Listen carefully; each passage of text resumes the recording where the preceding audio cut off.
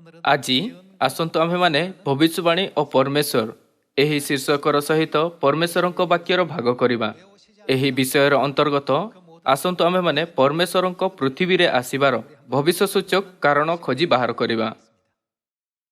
ଯଦି ପରମେଶ୍ୱର ଏହି ପୃଥିବୀରେ ଶରୀରରେ ଆସିନଥାନ୍ତେ ତେବେ କ'ଣ ହୋଇଥାନ୍ତା? ଆମ୍ଭକୁ ଏହି ପ୍ରଶ୍ନ ଉପରେ ବିଚାର କରିବା ଦରକାର। ଆପଣଙ୍କୁ କ'ଣ ଲାଗୁଅଛି କି କ'ଣ ହୋଇଥାନ୍ତା ଯଦି ସେ ଆସିନଥାନ୍ତେ? କ'ଣ ଆମ୍ଭେ ଜୀବନ ବୃକ୍ଷ ମଧ୍ୟରୁ ଭୋଜନ କରିପାରନ୍ତେ? କ'ଣ ଆମ୍ଭେ ନୂତନ ନିୟମ ରଖିପାରନ୍ତେ? କ'ଣ ସିୟନ ସ୍ଥାପିତ ହୁଅନ୍ତା? ଯଦି ସେ ଆସନ୍ତେ ନାହିଁ ତେବେ ବାଇବଲର ସମସ୍ତ ଭବିଷ୍ୟବାଣୀ ମଧ୍ୟରୁ ଗୋଟିଏ ଭବିଷ୍ୟବାଣୀ ମଧ୍ୟ ପୂର୍ଣ୍ଣ ହୁଅନ୍ତା ନାହିଁ। ପରମେଶ୍ୱରଙ୍କ ଆଗମନ ସମଗ୍ର ମାନବ ଜାତି ନିମନ୍ତେ ଉପହାର ମଧ୍ୟରୁ ସବୁଠାରୁ ମହାନ ଉପହାର ଅଟେ। ଏହା ବ୍ୟତୀତ ଯେବେ 2000 ବର୍ଷ ପୂର୍ବେ ବେଥଲହେମରେ ପରମେଶ୍ୱରଙ୍କ ଜନ୍ମ ହୋଇଥିଲା, ଆଉ ଯେତେବେଳେ ଏହି ଯୁଗରେ ମଧ୍ୟ ତାହାଙ୍କ ଜନ୍ମ ପୃଥିବୀରେ ପ୍ରାନ୍ତ ଅର୍ଥାତ୍ ଦକ୍ଷିଣ କୋରିଆରେ ହୋଇଥିଲା, ତେବେ ଲୋକମାନେ ଆପଣା ମଧ୍ୟରେ ବାସ କରୁଥିବା ପରମେଶ୍ୱରଙ୍କୁ ଚିହ୍ନି ପାରିଲେ ନାହିଁ ଓ ଏହା ଅନୁଭବ ମଧ୍ୟ କଲେ ନାହିଁ କି ସେ କେତେ ମୂଲ୍ୟବାନ ଅଟନ୍ତି। ଏଥିପାଇଁ 2000 ବର୍ଷ ପୂର୍ବେ ସେମାନେ ତାହାଙ୍କୁ କ୍ରୁଶରେ ଉଠାଇବାର ଭୟଙ୍କର କାର୍ଯ୍ୟ କଲେ ଏବଂ ଏପର୍ଯ୍ୟନ୍ତ କି ସେମାନେ ଏହା କହୁଥାଇ ଚିତ୍କାର କଲେ କି ତାହାର ରକ୍ତ ଆମ୍ଭମାନଙ୍କ ଓ ଆମ୍ଭମାନଙ୍କ ସନ୍ତାନଙ୍କ ଉପରେ ବର୍ତ୍ତୁ।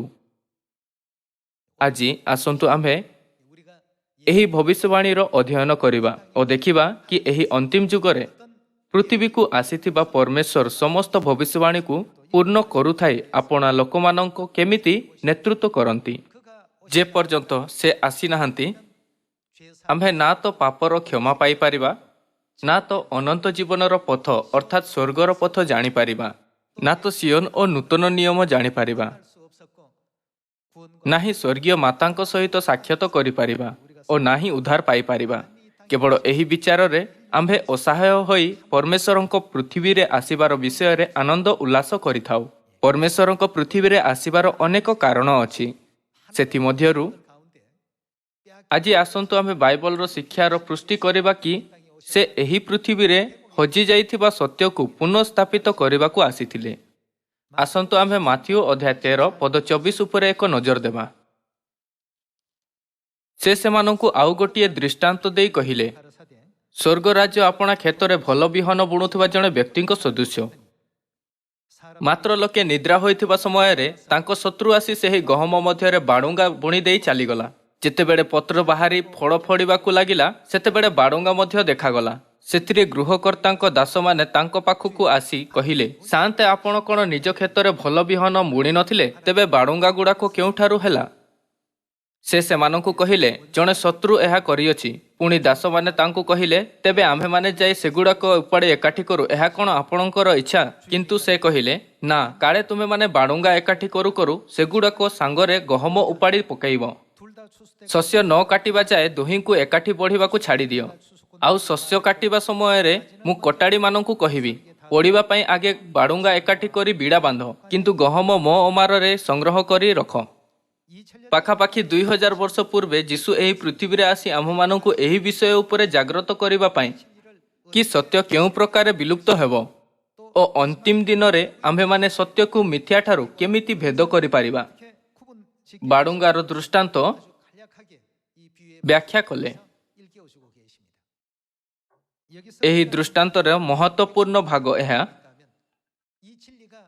ଖ୍ରୀଷ୍ଟ ମାନବ ଜାତିକୁ ସତ୍ୟ ଜଣାଇଲେ ଓ ପୁଣି ଆମ୍ଭମାନଙ୍କ ଶତ୍ରୁ ଶୟତାନ ଏହି ପୃଥିବୀରେ ମିଥ୍ୟା ବୁଣିଲା। ଯେବେ ଦାସମାନେ ପଚାରିଲେ, କ'ଣ ଆପଣଙ୍କ ଇଚ୍ଛା କି ଆମ୍ଭେ ତାହା ଏକାଠି କରୁ? ତେବେ ଗୃହସ୍ଥ କ'ଣ ଉତ୍ତର ଦେଲା? ନାହିଁ, ଏପରି ନ ହଉ କି ବାଡୁଙ୍ଗା ଏକାଠି କରୁ କରୁ ତୁମ୍ଭେ ତାହା ସହିତ ଗହମ ମଧ୍ୟ ଉପାଡ଼ି ପକାଇବ। ଶସ୍ୟ କାଟିବା ଯାଏ ଦୁହିଁଙ୍କୁ ଏକ ସଙ୍ଗରେ ବଢ଼ିବାକୁ ଦିଅ। ଏହି ଦୃଷ୍ଟାନ୍ତର ଅନୁସାରେ ଦୁନିଆରେ ସତ୍ୟ ଓ ମିଥ୍ୟା ଏକ ସଙ୍ଗରେ ବଢ଼ୁଛନ୍ତି, କିନ୍ତୁ ଅନ୍ତିମ ଦିନରେ ପରମେଶ୍ୱର କହିବେ, ପୋଡ଼ିବା ପାଇଁ ଆଗେ ବାଡୁଙ୍ଗା ଏକାଠି କରି ବିଡ଼ା ବାନ୍ଧ, କିନ୍ତୁ ଗହମ ମୋ ଅମାରରେ ଅର୍ଥାତ୍ ଅନନ୍ତ ସ୍ୱର୍ଗରେ ସଂଗ୍ରହ କରି ରଖ। ପରମେଶ୍ୱର ଏହି ପ୍ରକାରରେ ଦୃଷ୍ଟାନ୍ତର ବ୍ୟାଖ୍ୟା କଲେ। ଯେବେ ଆମ୍ଭେ ସେହି ସମସ୍ତ ସତ୍ୟକୁ ଏକତା କରିଥାଉ ଯାହା ଯୀଶୁ ଆମ୍ଭମାନଙ୍କୁ ଉଦ୍ଧାର ନିମନ୍ତେ ଦେଇଥିଲେ, ତେବେ ଆମ୍ଭେ ତାହା ଏକ ସଙ୍ଗରେ ନୂତନ ନିୟମରେ ରଖିପାରିବା। ଆସନ୍ତୁ ଆମ୍ଭେ ଲୁକ ଅଧ୍ୟାୟ 22କୁ ଯିବା। ଦୃଷ୍ଟାନ୍ତରେ ଯୀଶୁଙ୍କ ବୁଣା ହୋଇଥିବା ଗହମ ନୂତନ ନିୟମକୁ ବୁଝାଏ। ପଦ 7 କହିଥାଏ, ପରେ ଯେଉଁଦିନ ନିସ୍ତାର ପର୍ବର ମେଷଶାବକ ବଳିଦାନ କରିବାକୁ ହୁଏ, ଖମିର ଶୂନ୍ୟ ରୁଟି ପର୍ବର ସେହି ଦିନ ଉପସ୍ଥିତ ହେଲା। ଆଉ ସେ ପିତର ଓ ଜହନକୁ ଏହା କହି ପଠାଇଲେ, ଆମ୍ଭେମାନେ ଯେପରି ଭୋଜନ କରିପାରିବୁ, ଏଥିପାଇଁ ତୁମେମାନେ ଯାଇ ଆମମାନଙ୍କ ନିମନ୍ତେ ନିସ୍ତାର ପର୍ବର ଭୋଜ ପ୍ରସ୍ତୁତ କର। ଏହା ନିସ୍ତାର ପର୍ବର ଦୃଶ୍ୟ ବର୍ଣ୍ଣନା କରିଅଛି। ଆସନ୍ତୁ ଆମ୍ଭେ ପଦ 19କୁ ଯିବା। ପୁଣି ସେ ରୁଟି ଘେନି ଧନ୍ୟବାଦ ଦେଲେ ଓ ତାହା ଭାଙ୍ଗି ସେମାନଙ୍କୁ ଦେଇ କହିଲେ, ତୁମମାନଙ୍କ ନିମନ୍ତେ ଦତ୍ତ ହେଉଥିବା ମୋହର ଶରୀର ଏହି, ତୁମେ ସ୍ମରଣ କରିବା ନିମନ୍ତେ ଏହା କର। ଭୋଜନ ଉତ୍ତାରେ ସେହିପରି ସେ ପାନପାତ୍ର ଘେନି କହିଲେ, ଏହି ପାନପାତ୍ର ତୁମ୍ଭମାନଙ୍କ ନିମନ୍ତେ ପାତିତ ହେଉଥିବା ମୋହର ରକ୍ତରେ ସ୍ଥାପିତ। କେଉଁ ନିୟମ? ନୂତନ ନିୟମ। ଯେବେ ଯୀଶୁ ଏହି ପୃଥିବୀକୁ ଆସିଥିଲେ, ତେବେ ମାନବ ଜାତି ନିମନ୍ତେ କ୍ରୁଶରେ ବିଧ ହେବା ପୂର୍ବେ ସେ ଆପଣା ଅନ୍ତିମ ଇଚ୍ଛା ରୂପରେ ନୂତନ ନିୟମର ସତ୍ୟ ଛାଡ଼ିଥିଲେ। ଏହି ପାନପାତ୍ର ତୁମ୍ଭମାନଙ୍କ ନିମନ୍ତେ ପାତିତ ହେଉଥିବା ମୋହର ରକ୍ତରେ ସ୍ଥାପିତ ନୂତନ ନିୟମ। ଏଠାରେ ତୁମ୍ଭମାନଙ୍କ ସେହି ଲୋକମାନଙ୍କୁ ଉଲ୍ଲେଖ କରେ ଯେଉଁମାନେ ଉଦ୍ଧାର ପାଇବେ। ଯୀଶୁ ନୂତନ ନିୟମର ସତ୍ୟ ସେହି ଲୋକମାନଙ୍କ ନିମନ୍ତେ ସ୍ଥାପିତ କଲେ। ଯେମିତି ଦୃଷ୍ଟାନ୍ତ କହେ, ସେ ଆପଣା କ୍ଷେତରେ ଭଲ ବିହନ ବୁଣିନା। ନୂତନ ନିୟମ ପ୍ରକୃତରେ ଭଲ ନିୟମ ଅଟେ। ଆସନ୍ତୁ ଆମ୍ଭେ ଜିରିମିୟ ଅଧ୍ୟାୟ 31କୁ ଯିବା ଓ ଦେଖିବା କି ଏହା କେତେ ଉତ୍ତମ। ଜିରିମିୟ ଅଧ୍ୟାୟ 31 ପଦ 31 କହିଥାଏ, ସଦାପ୍ରଭୁ କହନ୍ତି, ଦେଖ, ଯେଉଁ ସମୟ ଆମ୍ଭେ ଇସ୍ରାଏଲ ବଂଶ ଓ ଜିହୁଦା ବଂଶ ସହିତ ଏକ କଣ ସ୍ଥାପନା କରିବା? ନୂତନ ନିୟମ ସ୍ଥାପନା କରିବା। ଏପରି ସମୟ ଆସୁଅଛି। ନୂତନ ନିୟମ କିଏ ସ୍ଥାପନ କରିବ? ଆମ୍ଭକୁ ଏହି ବିଷୟ ଉପରେ ବହୁତ ଧ୍ୟାନ ଦେବା ଉଚିତ। ବାଇବଲ କହେ କି ସେ ପରମେଶ୍ୱର ଅଟନ୍ତି। ପରମେଶ୍ୱର ହିଁ ନୂତନ ନିୟମ ସ୍ଥାପନ କରିବେ। ଏଥିପାଇଁ ଯଦିଓ ସେମାନେ ବାଇବଲର କେତେ ମଧ୍ୟ ଅଧ୍ୟୟନ କରନ୍ତୁ, କୌଣସି ଭାବବାଦୀ ବା ମନୁଷ୍ୟ ନୂତନ ନିୟମକୁ ସ୍ଥାପିତ କରିପାରିବ ନାହିଁ। ଧରି ନିଅନ୍ତୁ କି ଜଣେ ଅଭିନେତାକୁ ନାଟକ ପାଇଁ ଆପଣା ସ୍କ୍ରିପ୍ଟ ମିଳିଲା। କ'ଣ ହେବ ଯଦି ସେ ଅନ୍ୟ ଅଭିନେତାର ଭାଗ କହିବ? କେହି ମଧ୍ୟ କହିପାରିବେ ନାହିଁ କି ସେ ସଠିକ୍ କାମ କଲା। ଯଦି ସେ ଏପରି କହେ, ତେବେ ସମସ୍ତ ଦୃଶ୍ୟ ଭୁଲ ହୋଇଯିବ ଓ ନାଟକ ବନ୍ଦ ହୋଇଯିବ। ଏହି ପ୍ରକାର ସେ କେବଳ ପରମେଶ୍ୱର ଅଟନ୍ତି ଯେ ନୂତନ ନିୟମ ସ୍ଥାପିତ କରିବାର ଭୂମିକା ପୂରା କରନ୍ତି। ଏହା ତାହା ଯାହା ବାଇବଲ ଭବିଷ୍ୟବାଣୀ କରେ। ଆସନ୍ତୁ ଆମ୍ଭେ ପଦ 31 ଦେଖିବା। ସଦାପ୍ରଭୁ କହନ୍ତି, ଦେଖ, ଯେଉଁ ସମୟରେ ଆମ୍ଭେ ଇସ୍ରାଏଲ ବଂଶ ଓ ଜିହୁଦା ବଂଶ ସହିତ ଏକ ନୂତନ ନିୟମ ସ୍ଥାପନା କରିବା, ଏପରି ସମୟ ଆସୁଅଛି। ମିଶର ଦେଶରୁ ସେମାନଙ୍କ ପିତୃପୁରୁଷ ଗଣକୁ ବାହାର କରି ଆଣିବା ନିମନ୍ତେ ଆମ୍ଭେ ସେମାନଙ୍କ ହସ୍ତ ଧରିବା ଦିନ ସେମାନଙ୍କ ସହିତ ଆମ୍ଭର କୃତ ନିୟମ ଅନୁସାରେ ନୁହେଁ। ସଦାପ୍ରଭୁ କହନ୍ତି, ଆମ୍ଭେ ସେମାନଙ୍କ ସ୍ୱାମୀ ହେଲେ ହେଁ ସେମାନେ ଆମ୍ଭର ସେହି ନିୟମ ଲଙ୍ଘନ କଲେ। ମାତ୍ର ସଦାପ୍ରଭୁ କହନ୍ତି, ସେହି ସକଳ ଦିନର ଉତ୍ତାରେ ଆମ୍ଭେ ଇସ୍ରାଏଲ ବଂଶ ସହିତ ଏହି ନିୟମର ସ୍ଥିର କରିବା। ଆମ୍ଭେ ସେମାନଙ୍କ ଅନ୍ତରରେ ଆମ୍ଭର ବ୍ୟବସ୍ଥା ରଖିବା। ଏହା କେଉଁ ବ୍ୟବସ୍ଥା? ଏହା ନୂତନ ନିୟମର ବ୍ୟବସ୍ଥା ଓ ସେମାନଙ୍କ ହୃଦୟରେ ଆମ୍ଭେ ତାହା ଲେଖିବା। ଆଉ ଆମ୍ଭେ ସେମାନଙ୍କର ପରମେଶ୍ୱର ହେବା ଓ ସେମାନେ ଆମ୍ଭର ଲୋକ ହେବେ। ପୁଣି ତୁମେମାନେ ପରମେଶ୍ୱରଙ୍କୁ ଜ୍ଞାତ ହୁଅ, ମହତ୍ତମ ପର୍ଯ୍ୟନ୍ତ ସମସ୍ତ ଆମ୍ଭକୁ ଜ୍ଞାତ ହେବେ। ପ୍ରତିବାସୀ କି ପ୍ରତ୍ୟେକ ଆପଣା ଆପଣା ଭ୍ରାତାକୁ ଆଉ ଶିକ୍ଷା ଦେବେ ନାହିଁ, କାରଣ ସଦାପ୍ରଭୁ କହନ୍ତି, ସେମାନଙ୍କର କ୍ଷୁଦ୍ରତମ ଠାରୁ ଯେହେତୁ ଆମ୍ଭେ କ'ଣ କରିବା? ଆମ୍ଭେ ସେମାନଙ୍କର ଅପରାଧ କ୍ଷମା କରିବା ଓ ସେମାନଙ୍କର ପାପ ଆମ୍ଭେ ଆଉ ସ୍ମରଣ କରିବା ନାହିଁ। ନୂତନ ନିୟମର ସ୍ଥାପନା ପରମେଶ୍ୱରଙ୍କୁ ହିଁ କରିବାକୁ ହେବ। ଏଥିପାଇଁ ଯଦିଓ ପ୍ରେରିତ ପିତର ଯୀଶୁଙ୍କ ସାଙ୍ଗରେ ଥିଲେ, ସେ ନୂତନ ନିୟମକୁ ସ୍ଥାପନା କରିପାରିନଥାନ୍ତେ। ଯଦିଓ ପ୍ରେରିତ ପାଉଲଙ୍କ ପ୍ରଥମ ଚର୍ଚ୍ଚର ସୁସମାଚାରରେ ବଡ଼ ପ୍ରଭାବ ଥିଲା, କିନ୍ତୁ ସେ ମଧ୍ୟ ନୂତନ ନିୟମ ସ୍ଥାପିତ କରିପାରିନଥାନ୍ତେ। ତେବେ ଏହି ସତ୍ୟ କେବଳ କିଏ ସ୍ଥାପିତ କରିପାରିବ? ଏହା ଲେଖା ଅଛି, ଆମ୍ଭେ ଇସ୍ରାଏଲ ଓ ଜିହୁଦା ସନ୍ତାନଗଣ ସହିତ ନୂତନ ନିୟମ ସ୍ଥାପନ କରିବା। ଏଠାରେ ଆମ୍ଭେ କିଏ? କେବଳ ପରମେଶ୍ୱର ହିଁ ଏହି କାର୍ଯ୍ୟ କରିପାରିବେ। ଏପରି ମଧ୍ୟ ଲେଖା ଅଛି, ନୂତନ ନିୟମ ଦ୍ୱାରା ଆମ୍ଭେ ସେମାନଙ୍କ ପରମେଶ୍ୱର ହେବା ଆଉ ସେମାନେ ଆମ୍ଭର ଲୋକ ହେବେ। ସେମାନଙ୍କର ପାପ ଆମ୍ଭେ ଆଉ ସ୍ମରଣ କରିବା ନାହିଁ। ଅନ୍ୟ ଶବ୍ଦରେ, ନୂତନ ନିୟମରେ ପାପ କ୍ଷମାର ପ୍ରତିଜ୍ଞା ଅଛି। ଏହି ବିଷୟରେ ଯୀଶୁ ଦୃଷ୍ଟାନ୍ତରେ କଥା କହୁଥାଇ କହିଲେ, ଗୃହସ୍ଥ ଭଲ ବିହନ ବୁଣିଲେ କେତେ ଭଲ ହୁଅନ୍ତା ଯଦି ନୂତନ ନିୟମ ଶେଷ ପର୍ଯ୍ୟନ୍ତ ପାଳନ କରାଯାଆନ୍ତା ତ। କିନ୍ତୁ ବାଇବେଲ ପ୍ରଥମରୁ ହିଁ ଭବିଷ୍ୟବାଣୀ କରିଥିଲା, ଶୟତାନ ପରମେଶ୍ୱରଙ୍କ ମାଂସ ଓ ରକ୍ତ ଦ୍ୱାରା ସ୍ଥାପିତ ସତ୍ୟକୁ ନଷ୍ଟ କରିବାର ଅଧିକ ଚେଷ୍ଟା କରିବ। ସେହି ଭବିଷ୍ୟବାଣୀକୁ ଦେଖୁଥାଇ ଆସନ୍ତୁ ଆମେ ଭବିଷ୍ୟବାଣୀ ଓ ପରମେଶ୍ୱରଙ୍କ ମଧ୍ୟରେ ସମ୍ବନ୍ଧକୁ ବିସ୍ତାର ଭାବରେ ଖୋଜି ବାହାର କରିବା। ଆସନ୍ତୁ ଆମ୍ଭେ ଦାନିଏଲ ଅଧ୍ୟାୟ 7 ପଦ 25କୁ ଯିବା।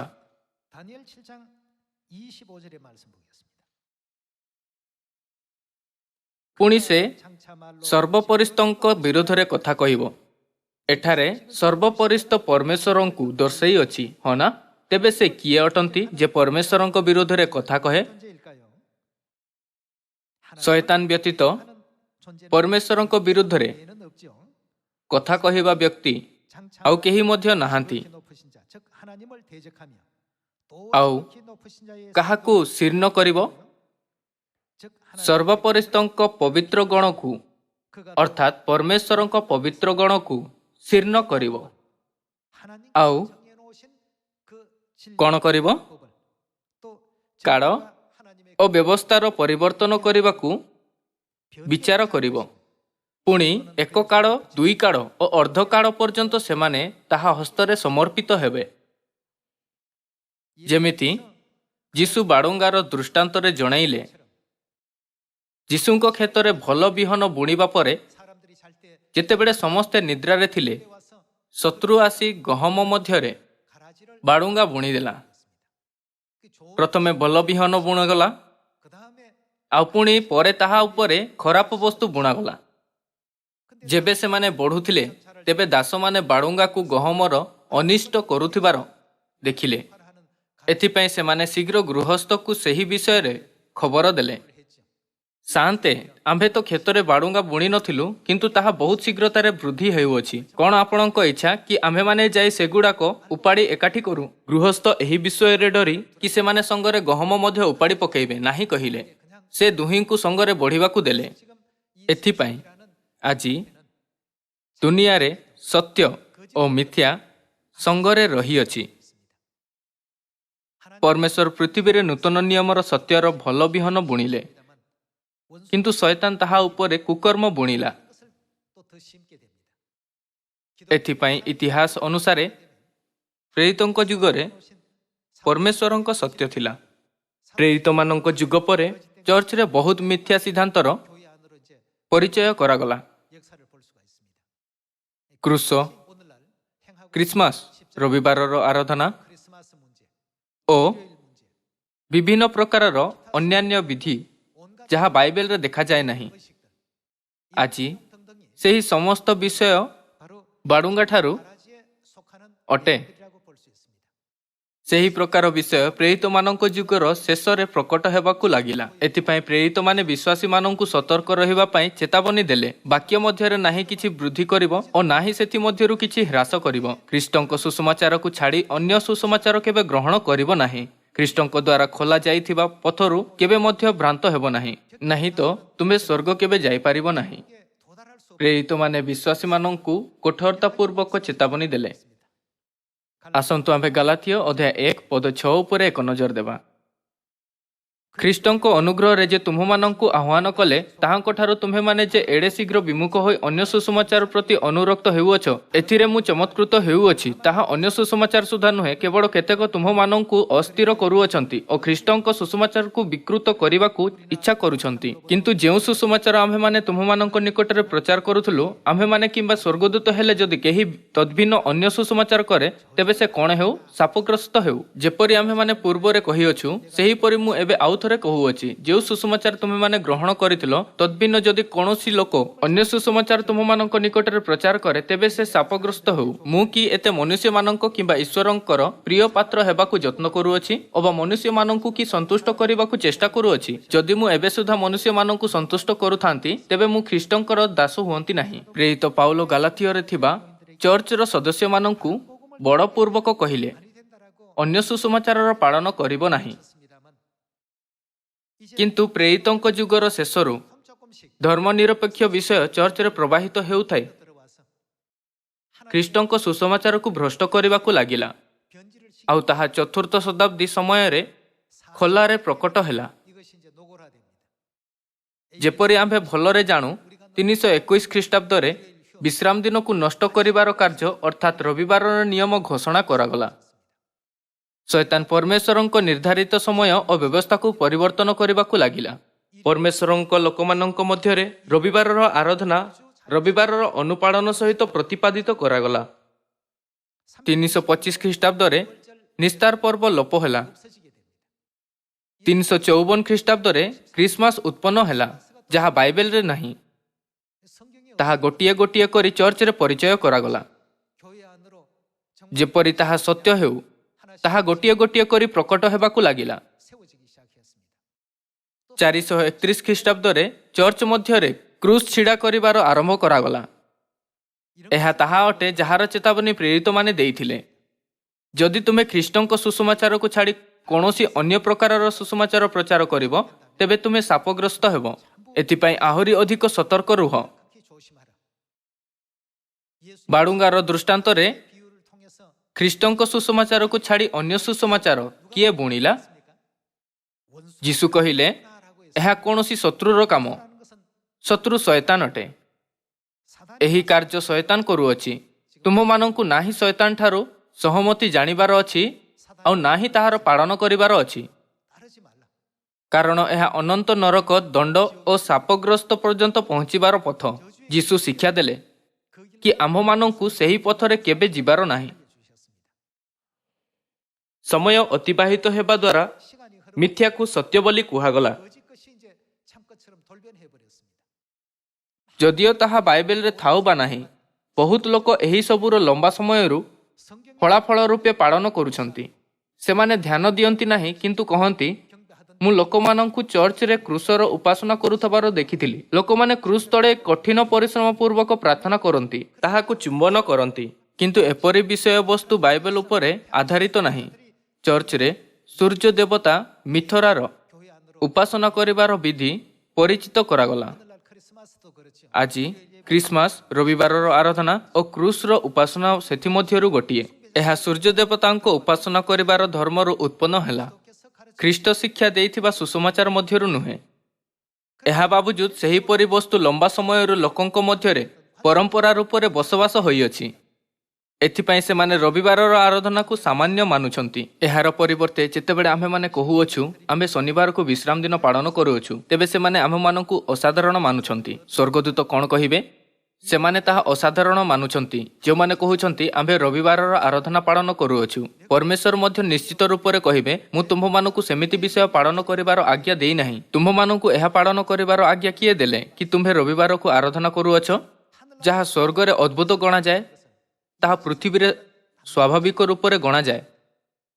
ଅଧର୍ମ ସିଦ୍ଧାନ୍ତ ଅଧିକ ଲମ୍ବା ସମୟରୁ ବସବାସ କରିଅଛି।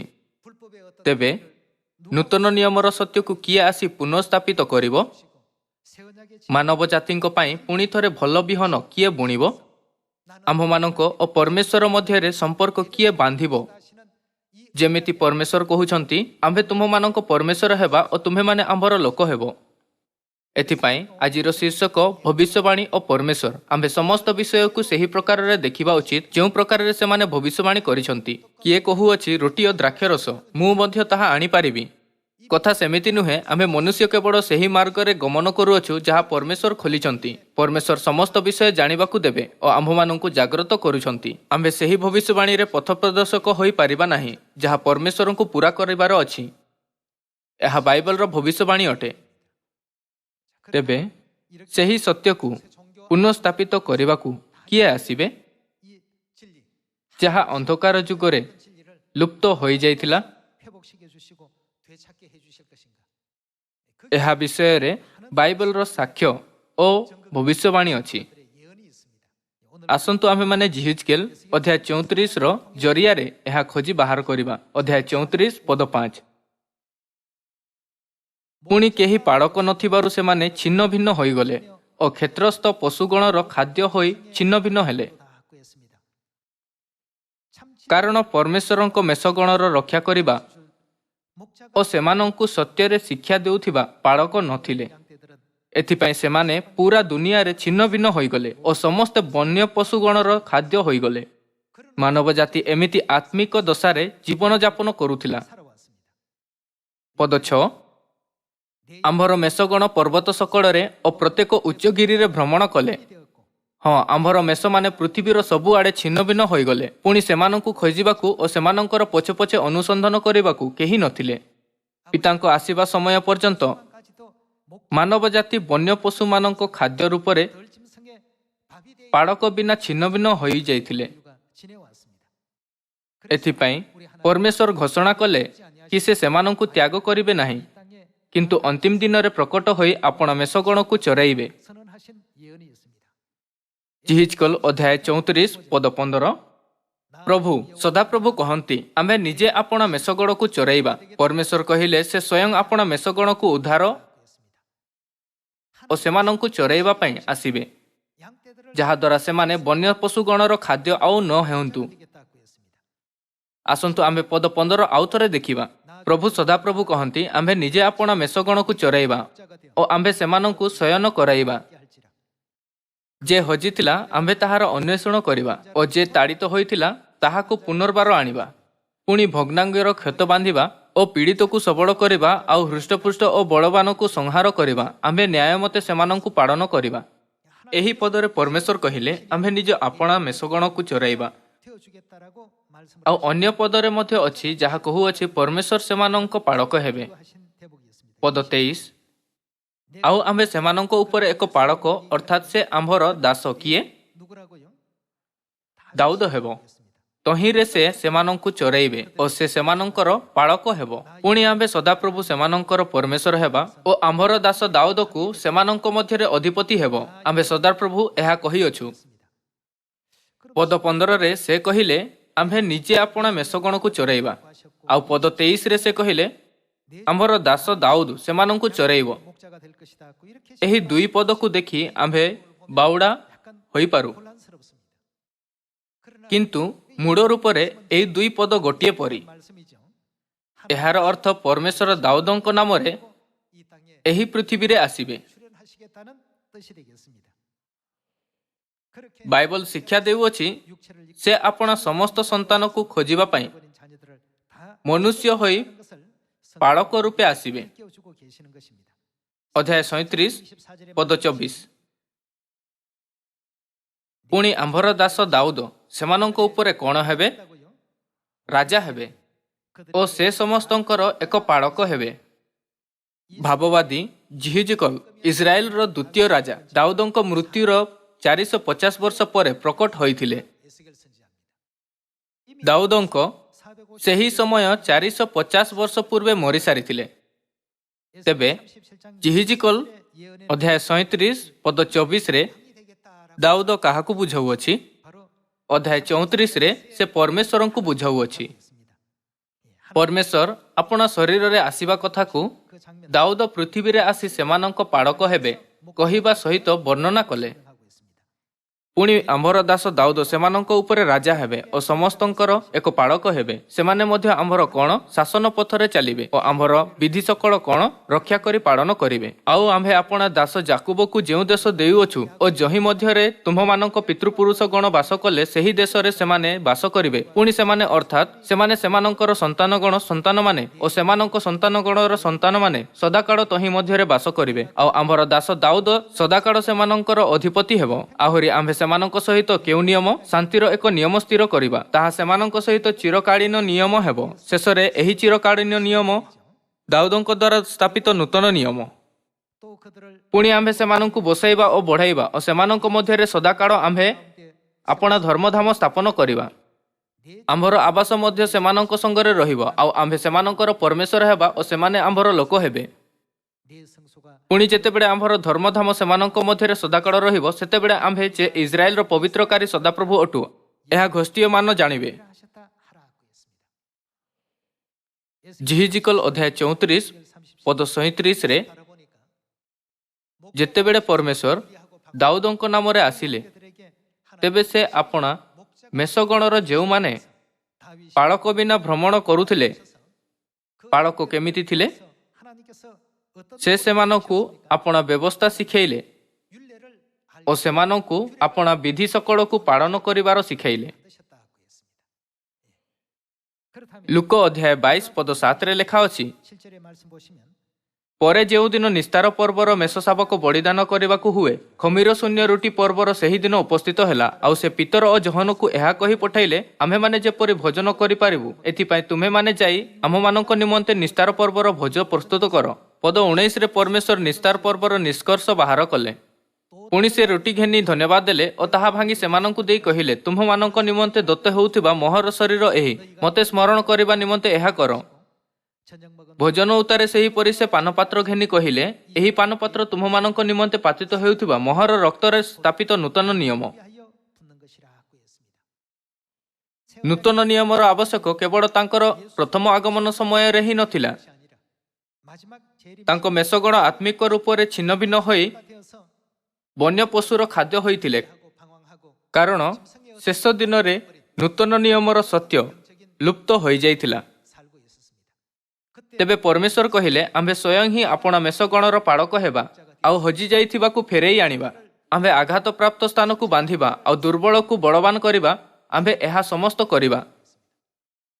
ଫଳତଃ କ'ଣ ଏହାର ଅର୍ଥ ଏହା ନୁହେଁ 이름으로 କି ପରମେଶ୍ୱର ଆପଣା ହଜିଯାଇଥିବା ମେଷମାନଙ୍କ ପାଇଁ ସତ୍ୟର ବ୍ୟବସ୍ଥା ଅର୍ଥାତ୍ 하나님의 ନୂତନ ନିୟମ ପୁନଃସ୍ଥାପିତ କରିବା ପାଇଁ ଦାଉଦଙ୍କ ନାମରେ ପୃଥିବୀରେ ଆସିବେ? 시겠다는 뜻 아니겠습니까?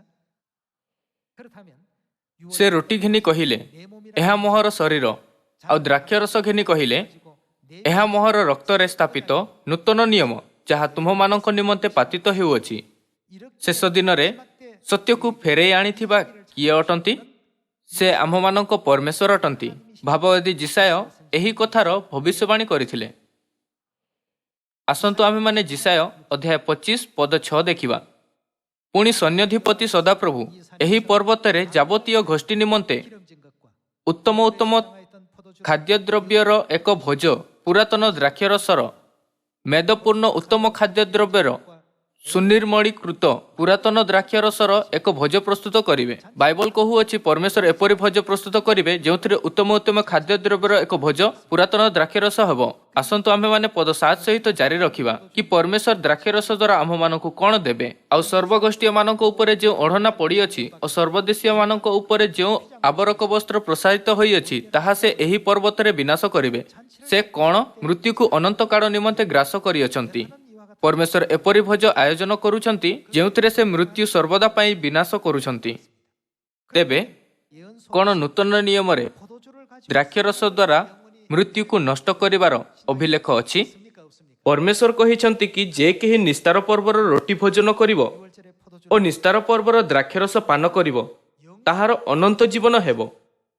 사망을 ଅନନ୍ତ ଜୀବନ ଦେବା ଓ ମୃତ୍ୟୁର ବିନାଶ କରିବା ଗୋଟିଏ ହିଁ ଅର୍ଥ। 여기에 지금 ଏଠାରେ ବାଇବଲ କହୁଅଛି କି ପରମେଶ୍ୱର ପୁରାତନ ଦ୍ରାକ୍ଷରସର ଦ୍ୱାରା ମୃତ୍ୟୁର ବିନାଶ କରିବେ। 칠 것이다고 했습니다. ଲୁକ ଅଧ୍ୟାୟ 22 ଯୀଶୁଙ୍କୁ ନିସ୍ତାର ପର୍ବର ରୋଟି ଓ ଦ୍ରାକ୍ଷରସ ଦ୍ୱାରା ନୂତନ ନିୟମ ସ୍ଥାପିତ କରିବା ସହିତ ବର୍ଣ୍ଣନା କରିଅଛି। ହଁ ନା? ଏହା ଦ୍ୱାରା ଆମେ ବୁଝିପାରିବା କି ମୂଳ ରୂପରେ ନୂତନ ନିୟମ ହିଁ 하나님에 의해서 ଅନନ୍ତ ଜୀବନର ସତ୍ୟ, 영생의 어떤 ଯାହା ପରମେଶ୍ୱରଙ୍କୁ ସ୍ଥାପିତ କରିବାର ଅଛି। ଆସନ୍ତୁ ଆମେମାନେ ପଦ 8 ଆଉଥରେ ଦେଖିବା। ସେ ମୃତ୍ୟୁକୁ ଅନନ୍ତକାଳ ନିମନ୍ତେ ଗ୍ରାସ କରୁଅଛନ୍ତି ଓ ପ୍ରଭୁ ସଦାପ୍ରଭୁ ସମସ୍ତଙ୍କ ମୁଖରୁ ଲୋତକଜଳ ପୋଛିଦେବେ ଓ ସମୁଦାୟ ପୃଥିବୀରୁ ଆପଣା ଲୋକମାନଙ୍କର ଦୁର୍ନାମ ଦୂର କରିବେ, କାରଣ ସଦାପ୍ରଭୁ ଏହି କଥା କହିଅଛନ୍ତି। ପଦ 9 ପୁଣି ସେଦିନ ଏହି କଥା କୁହାଯିବ, ଦେଖ, ଏହି ଆମ୍ଭମାନଙ୍କର ପରମେଶ୍ୱର, 우리가 그를 ଆମ୍ଭେମାନେ ତାହାଙ୍କୁ କ'ଣ 기다렸으니 ଅପେକ୍ଷା କରିଅଛୁ ଓ ସେ ଆମ୍ଭମାନଙ୍କୁ କ'ଣ କରିବେ? ଉଦ୍ଧାର କରିବେ। ଏ ସଦାପ୍ରଭୁ ଅଟନ୍ତି। ଆମ୍ଭେମାନେ ତାହାଙ୍କୁ ଅପେକ୍ଷା କରିଅଛୁ। ଆମ୍ଭେମାନେ ତାହାଙ୍କ କୃତ ପରିତ୍ରାଣରେ ଆନନ୍ଦିତ ହୋଇ ଉଲ୍ଲାସ କରିବୁ। ଯେଉଁ ପ୍ରକାର ଜିହିଜକଲ୍ ଅଧ୍ୟାୟ 34ରେ ଭବିଷ୍ୟବାଣୀ କରାଯାଇଥିଲା, ପିତାଙ୍କ ପୃଥିବୀରେ ଆସିବା ପୂର୍ବରୁ ଆମେ ଆତ୍ମିକ ରୂପରେ କ୍ଳାନ୍ତି ହୋଇ ପାଳକ ବିନା ମେଷଗଣଙ୍କ ତୁଲ୍ୟ ଛିନ୍ନଭିନ୍ନ ହୋଇଯାଇଥିଲେ। କିନ୍ତୁ ପରମେଶ୍ୱର ଆମ୍ଭମାନଙ୍କ ପାଳକ ରୂପରେ ଏହି ପୃଥିବୀରେ ଆସିଲେ, ଯାହାଦ୍ୱାରା ଆମ୍ଭେ ଅନନ୍ତ ସ୍ୱର୍ଗୀୟ ଘର ଫେରିପାରିବା। ଏବେ ଆମ୍ଭେ ଏପରି ଧନ୍ୟ ଜୀବନ ଯାପନ କରୁଅଛୁ। ଏଥିପାଇଁ ଯିଶାୟ ଅଧ୍ୟାୟ 25 ପଦ 9 କହୁଅଛି, ଦେଖ ଏହି ଆମ୍ଭମାନଙ୍କର ପରମେଶ୍ୱର, ଆମ୍ଭେମାନେ ତାହାଙ୍କୁ ଅପେକ୍ଷା କରିଅଛୁ ଓ ସେ ଆମ୍ଭମାନଙ୍କୁ ଉଦ୍ଧାର କରିବେ। ବାଇବଲ କହୁଅଛି କି ଆମ୍ଭେ ତାହାଙ୍କର ଅପେକ୍ଷା କରିଅଛୁ ଯେ ଆମ୍ଭମାନଙ୍କୁ ସତ୍ୟର ପ୍ରତି ଜାଗ୍ରତ କରିବେ, କାରଣ ପରମେଶ୍ୱର ପୃଥିବୀର ଶରୀରରେ ଆସିଲେ। ଏଥିପାଇଁ ବାଇବଲ କହୁଅଛି ସେ ଦାଉଦଙ୍କ ନାମରେ ଆସିବେ। ଯେମିତି ଯିଶାୟ ଅଧ୍ୟାୟ 9ରେ ଉଲ୍ଲେଖ କରାଯାଇଅଛି, ତାଙ୍କ ବିଷୟରେ ଏହି ଭବିଷ୍ୟବାଣୀ ମଧ୍ୟ କରାଯାଇଥିଲା କି ସେ ଦାଉଦଙ୍କ ସିଂହାସନରେ ବସିବେ। ହଁ ନା? ଏହି ଭବିଷ୍ୟବାଣୀ ଅନୁସାରେ ଆପଣ ପ୍ରଥମ ଆଗମନର ଆସିବା ସମୟ ଯୀଶୁ ରାଜ୍ୟ ସୁସମାଚାର 3 ବର୍ଷ ପର୍ଯ୍ୟନ୍ତ ପ୍ରଚାର କରିଥିଲେ, ଆଉ ଦ୍ୱିତୀୟ ଆଗମନରେ ସେ ଶେଷ 37 ବର୍ଷର ଆପଣା ସେବା କାର୍ଯ୍ୟ ପୂରା କଲେ। ଏହି ପ୍ରକାର ସେ ଦାଉଦଙ୍କ 40 ବର୍ଷର ସିଂହାସନର ଭବିଷ୍ୟବାଣୀ ପୂରା କରି ସ୍ୱର୍ଗ ଗଲେ। ଏହାଦ୍ୱାରା ଆମେ ବୁଝିପାରିବା କି ସେ ସତରେ ଆମ୍ଭମାନଙ୍କର ପରମେଶ୍ୱର ଅଟନ୍ତି। ସଙ୍ଗରେ ହିଁ ସମସ୍ତ ଭବିଷ୍ୟବାଣୀ ସ୍ୱର୍ଗୀୟ ମାତା ଜେରୁସାଲେମଙ୍କ ଉପରେ କେନ୍ଦ୍ରିତ କରୁଅଛି, ଯାହାଙ୍କୁ ପିତା ପ୍ରକଟ କଲେ। ହଁ ନା? ସିୟନର ଭାଇ ଓ ଭଉଣୀମାନେ ଏବେ ଆମ୍ଭମାନଙ୍କୁ ଆଉ ଭ୍ରମଣ କରିବାର ଆବଶ୍ୟକତା ନାହିଁ। ଏହି ସୁଅବସରର ଜରିଆରେ ମୁଁ ଆପଣଙ୍କୁ ଆଉ ଥରେ କହିବାକୁ ଚାହିଁବି କି ବିଶ୍ୱାସର ସହିତ ଏହା କହୁଥାଏ, ଦେଖ ଏହି ଆମ୍ଭମାନଙ୍କର ପରମେଶ୍ୱର, ଆମ୍ଭେମାନେ ତାହାଙ୍କୁ ଅପେକ୍ଷା କରିଅଛୁ ଓ ସେ ଆମ୍ଭମାନଙ୍କୁ ଉଦ୍ଧାର କରିବେ। ଏଲୋହିମ୍ ପରମେଶ୍ୱର, ପିତା ପରମେଶ୍ୱର ଓ ମାତା ପରମେଶ୍ୱରଙ୍କ ପଥରେ ଚାଲିବା, ଯେ ଆମ୍ଭମାନଙ୍କର ଉଦ୍ଧାର କରିବା ପାଇଁ ପୃଥିବୀରେ ଆସିଛନ୍ତି, ଯାହାଦ୍ୱାରା ଆମ୍ଭେ ସମସ୍ତ ଅନନ୍ତ ସ୍ୱର୍ଗ ରାଜ୍ୟରେ ପ୍ରବେଶ କରିପାରିବା। ମୋତେ ଆଜିର ଉପଦେଶ ସମାପ୍ତ କରିବାକୁ ଦିଅନ୍ତୁ। ଆପଣଙ୍କ ବହୁତ ବହୁତ ଧନ୍ୟବାଦ।